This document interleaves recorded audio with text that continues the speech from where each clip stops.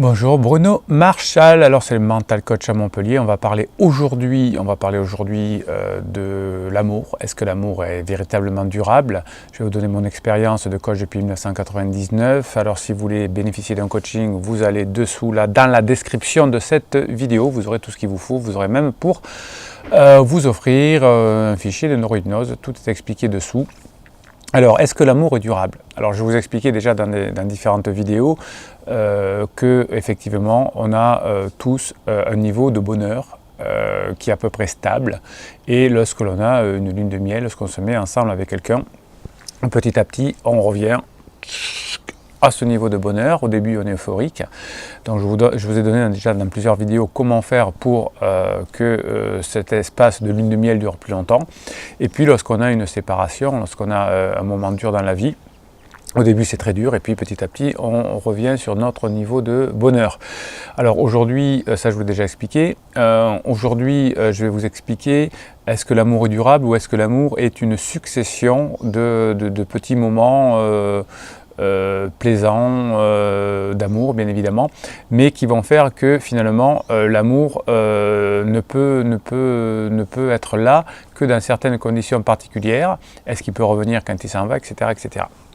Alors de mon expérience, l'amour c'est le résultat d'une somme d'émotions positives. Alors j'ai décidé de vous faire un certain nombre de vidéos sur les émotions positives, ou en tout cas les sentiments positifs que l'on peut évoquer en couple et comment les avoir très souvent.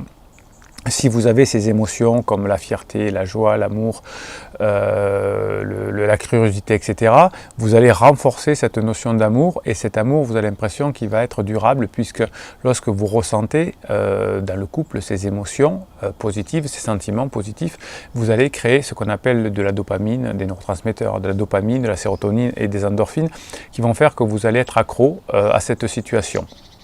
Lorsque vous vous sentez mal et que vous n'avez pas ces émotions-là, eh bien, qu'est-ce qui se passe? Eh bien, vous allez émettre du cortisol et vous allez fuir la situation. Alors, l'amour n'est pas, de mon point de vue, durable, mais c'est une succession de moments d'amour que l'on peut avoir. Et plus on a ces moments d'amour, plus on a l'impression que l'amour est continu, alors qu'il n'est que, selon moi, bien évidemment, discontinu. C'est pour ça qu'il y a des cas, et il y a de nombreux cas, où des couples qui se séparent se remettent ensemble, parce que l'amour n'est pas quelque chose de continu, mais de discontinu. Je parle bien sûr d'un amour entre adultes, pas un amour d'une maman avec son enfant ou d'un papa avec son enfant, qui là bien sûr il continue et qui nous permet, alors c'est pas le même mot amour, alors vous savez qu'en français il y a plusieurs amours, agapé, etc. L'amour filial, et lui il continue puisque c'est l'amour qui nous permet de ne pas souffrir de la relation avec les enfants, puisque c'est très dur de supporter entre guillemets un enfant quand il est petit, puisqu'il nous demande beaucoup de temps. Donc en tant qu'adulte on pourrait céder et dire ben non ça nous intéresse plus, je sais pas, je me lève pas parce que l'enfant est fatigué, etc. Non, l'amour inconditionnel, comme on dit, fait qu'on ne se pose même pas la question. Si un enfant est malade, on se lève. S'il pleure, on se lève. Si c'est son mari, si c'est sa femme, c'est pas sûr. Donc ça, c'est l'amour inconditionnel. Donc l'amour conditionnel dont je vous parle aujourd'hui, il est discontinu. C'est une succession de phases. Alors, c'est trois choses, en tout cas, que j'ai pu identifier. C'est effectivement une émotion positive, une présence, hein, on ne peut pas aimer à distance, donc une présence qui va faire que finalement on se sent en synchronicité.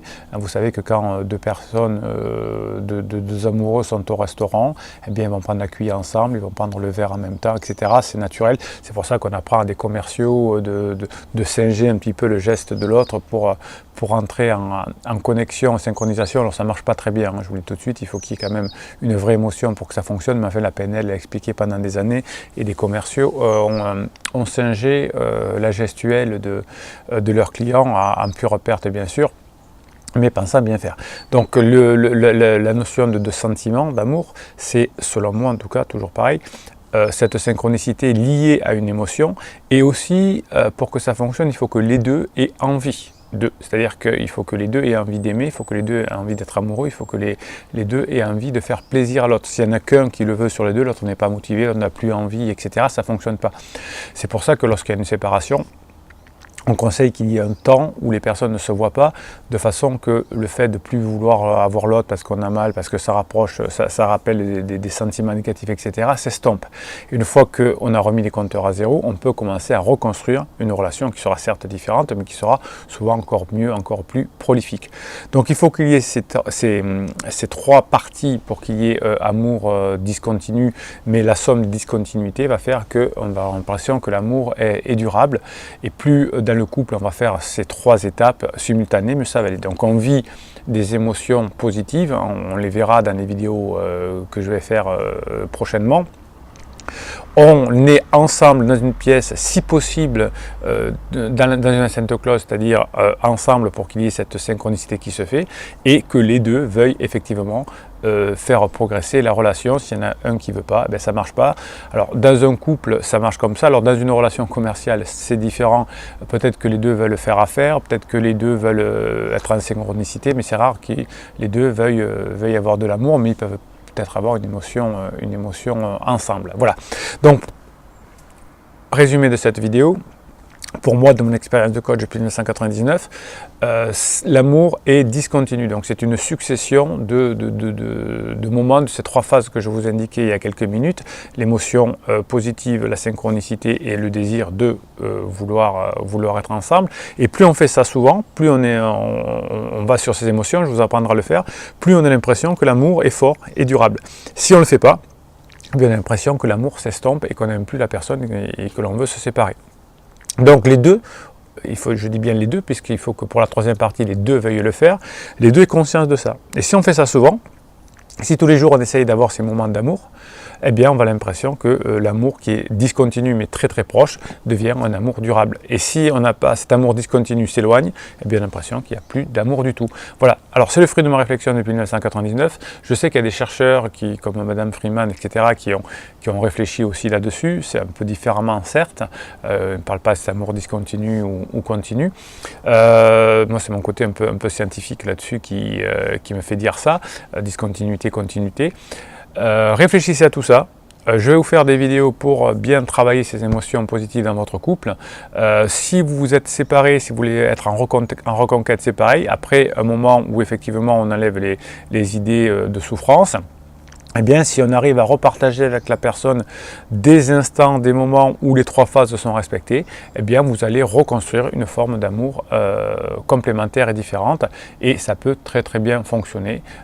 On peut se tromper une fois de fonctionnement, mais généralement, si on revient, si les personnes ont envie encore de se voir et de partager des choses, eh bien, ça veut dire qu'il y a encore des choses à vivre. Voilà, c'était Bruno Marchal. Vous avez tout de suite, tac, tac, tac, dessous, pour vous inscrire pour vos coachings, pour sauver votre couple, pour reconquérir votre chéri, IE ou I. Abonnez-vous ici pour voir d'autres vidéos, regardez d'autres vidéos ici.